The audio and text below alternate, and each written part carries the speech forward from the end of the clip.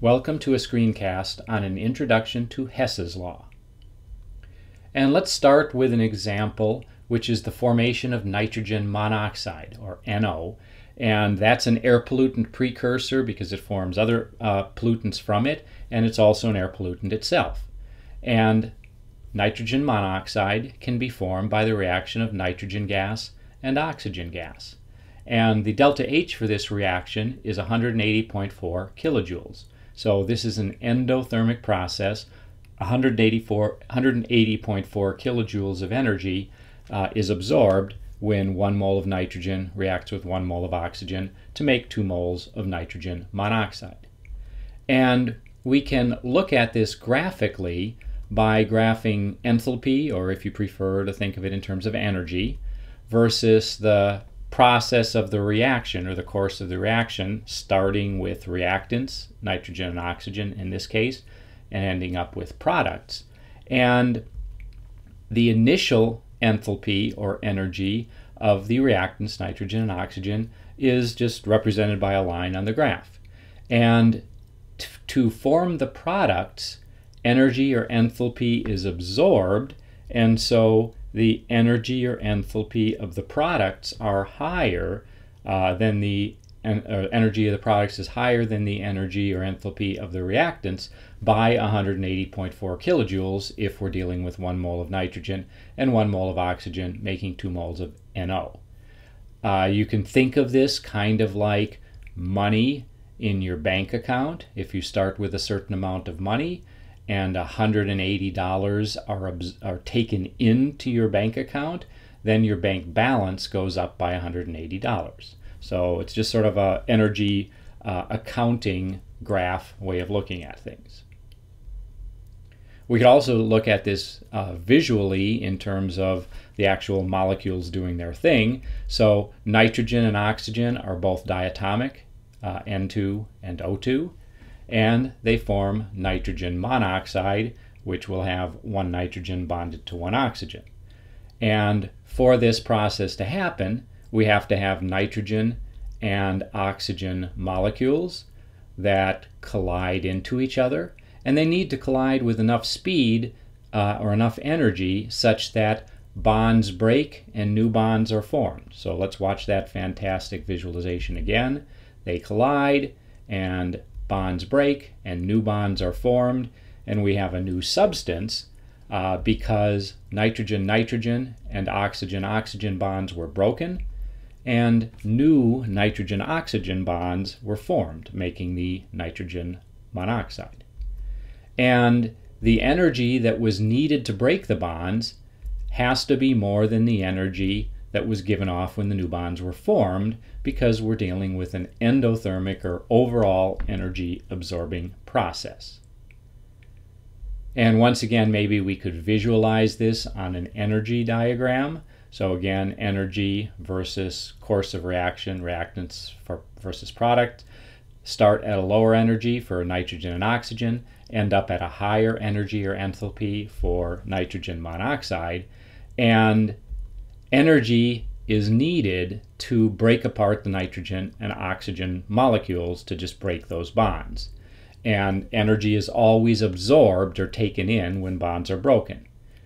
And then when new bonds are formed, in this case the nitrogen-oxygen bonds, energy is given off, and that's generally true as well. Energy is always given off when bonds are formed, and the net effect for this specific process is that the net energy or enthalpy change for this reaction is 180.4 kilojoules.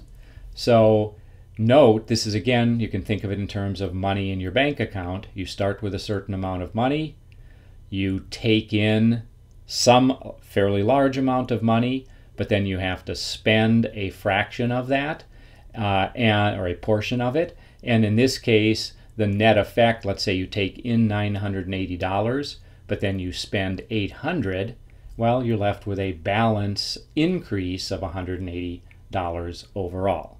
So this is again sort of energy or enthalpy accounting. Okay, well, now let's consider a second reaction, this time forming nitrogen dioxide, which is an air pollutant. It's a brown gas and visible in smog, and you can make nitrogen dioxide from nitrogen monoxide, as shown here. So 2NO plus O2 makes 2NO2, and the delta H for this reaction is negative 114 kilojoules, so this process is exothermic. And again, the energy diagram way of looking at things, enthalpy versus course of reaction. In this case, our reactants are nitrogen monoxide and oxygen gas. Our product is NO2. And we start with a certain amount of energy in the reactants, NO and O2, or a certain amount of enthalpy, however you want to look at it. And then overall energy is given off to make the products. And so the products are at a lower enthalpy than the reactants. And in fact, they're lower by 114 kilojoules. So like with your bank account, if you spend $114, then your bank account is $114 lower.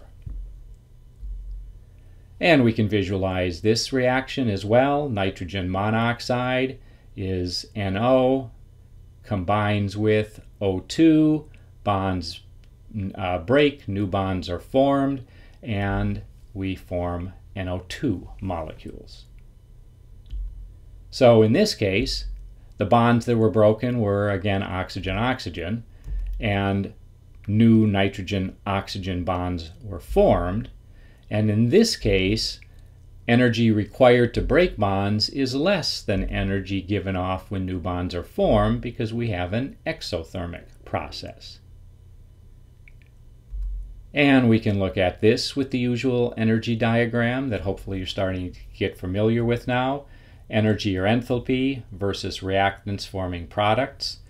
Start with a certain amount of energy, end up with less energy or enthalpy, and energy is taken in to break bonds, energy is given off to form new bonds, more energy is given off than taken in, and the net change is negative 114 kilojoules. So you took in $700, you spent $814, net effect in your bank account is overall you're down $114.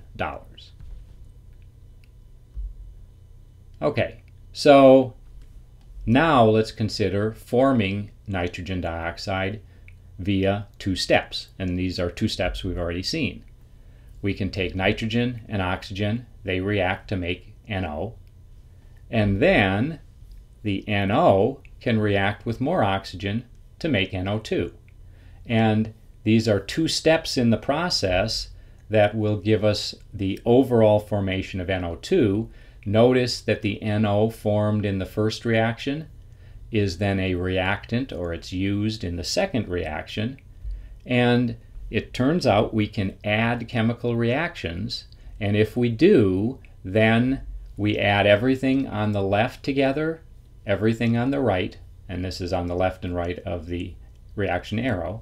If we have the same thing on the right as on the left, in any case, we can cancel out. So 2NO gas on the right of the first equation, 2NO gas on the left of the second equation, so those will cancel. And then other things just add, so we have a nitrogen and 2 oxygen molecules. And then on the right side of the arrow, the only thing that we have that didn't cancel is 2NO2. So our overall reaction is N2 plus 2O2 makes 2NO2.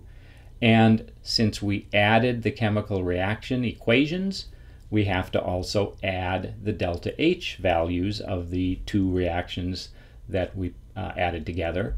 And 180.4 plus a negative 114 gives a total of plus 66.4 kilojoules, and that is the overall energy or enthalpy change for that reaction. And this process is general, we can do for any chemical reactions, because enthalpy is what's known as a state function. So state functions are things like altitude. If you start at the base of Mount Kilimanjaro and you want to climb to the summit, whether you take path X or path Y, your altitude change is the same. So you start at base camp at 15,000 feet, you climb to the summit at 19,000 feet, your altitude change is 4,000 feet, and the path you took isn't going to matter in terms of your change in altitude, just like the path you take isn't going to matter for your change in enthalpy for chemical reactions. And this is a very useful thing because there are a lot of reactions that are very difficult to do and to determine delta H values via experimental methods. So if we can figure out some sort of a pathway that's made up of reactions of known delta H, then we can add them up and get delta H for a reaction we're interested in, because the sum of the reaction steps adds up to the overall delta H of reaction. We'll see another example of this in just a moment. This is called Hess's law, and one way of stating it is that the enthalpy change, or the delta H, for a reaction is the sum of the enthalpy changes for the steps into which you can divide this reaction. And note, this is true even if these are steps that you can't physically perform. So you simply have some steps you've come up with for which you know a delta H for one way or another, and then we can add them together even if you can't really do the experiment for the steps or overall. And a couple rules: delta H is directly proportional to the amount of reactants and products. If you reverse a reaction, the sign of delta H reverses. And if you add up reactions to get an overall reaction you're interested in, you have to add up delta H values in the same way, exactly the same way as you added up the overall, or the reactions to get your overall reaction. So let's do an example of how this works. Here we would like to find the delta H for the reaction of magnesium with oxygen to make magnesium oxide. And this is a hard reaction to do in, let's say, a calorimeter, because if you've seen a magnesium ribbon burning, you'd maybe have some realization it's pretty tough to do that process and trap the heat. But let's say, suppose we know the delta H for the three reactions listed here. Is there any way we can put them together to determine, by calculation, the delta H for the reaction we're interested in? And the general process is, well, you look at the reactions we have below, and they contain some of the stuff that we want. They have magnesium and magnesium oxide and oxygen gas. But then there's a bunch of other stuff too. And so our general process, this is my suggestion, is leave yourself some space, draw a line, and write out the reaction you're interested in getting to. So this is your goal. And now look at the reactions above and see if any of them have Mg or O2 or MgO that you can line up in a way that will start towards adding reactions together to get what you want.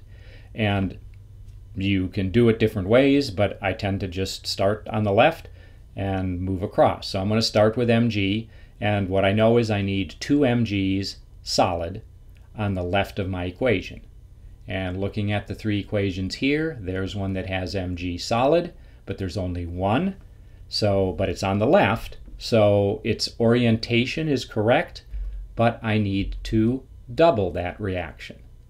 And so if I do, then it becomes 2 Mg plus 4 HCl makes 2 MgCl2 plus 2 H2, and the delta H is 2 times negative 467 kilojoules, or negative 934 kilojoules. Okay, so now we've got Mg, 2 of them, on the left, which we want, but we've got a whole bunch of other stuff that we don't want, and we're going to actually hope that it cancels out eventually. And then we have O2 and MgO that we need to get. And in this case, I might just move on to the MgO, because I notice that MgO needs to be on the right. It's a product, and we need 2 of them. And here we have a reaction equation that has MgO on the left, and only 1 of them. So what do we have to do? to get from MgO, one of them on the left, to 2 MgOs on the right? Well, we have to take that second reaction and both double it and reverse it. And if we do that, then it reverses, so what used to be products are now reactants. Multiply everything by 2, so 2 MgCl2 plus 2 H2O. And then what used to be reactants are now products. Those get doubled as well, 2 MgO and 4 HCl. And then the delta H gets doubled and its sign gets changed, positive or negative. So that's the reversing process. So negative 151 essentially times 2 and then times negative becomes plus 302. And now we have MgO, 2 MgOs on the right, which we want. And notice 4HCl cancels 4HCl. And 2 MgCl2 cancels 2 MgCl2. And notice we can only cancel if everything's identical, like 4HCl aqueous, 4HCl aqueous, 2 MgCl2 aqueous, 2 MgCl2 aqueous. We can only cancel if they are identical. If one of these was aqueous and one was a solid, we couldn't cancel. Okay, well, we're getting pretty close. Now we still need oxygen, and we have some water and some hydrogen to get rid of. And now we look at our third equation and we note, hey, if we leave that just the way it is, that gives us oxygen on the left, which we want, and it gives us some hydrogens on the left and waters on the right, which maybe are going to help us in cancellation. And so since we didn't change anything, we just have the same delta H of negative 572 kilojoules. And now we note 2H2O on the left and 2H2O on the right will cancel. H2 and H2, 2 of them each as gases, cancel. And now look what we're left with. 2 Mg on the left from the first equation, O2 on the left from the third equation. That's exactly what we want on our reactant side. And then 2 MgO on the product side, and everything else canceled. So what we did was we manipulated these known equations, made the same change to their delta H as how we manipulated the equations, and then we straight up added these 3 equations together to get the equation for the chemical reaction of interest. That means we straight up add our delta H's together to get the delta H of interest, and negative 934 kilojoules plus 302 kilojoules plus negative 572 kilojoules works out to be negative 1,204 kilojoules, and that is our calculated delta H for this reaction. So now we have the whole thermochemical equation, and we did this using Hess's law process. And that's it for the introduction to Hess's law.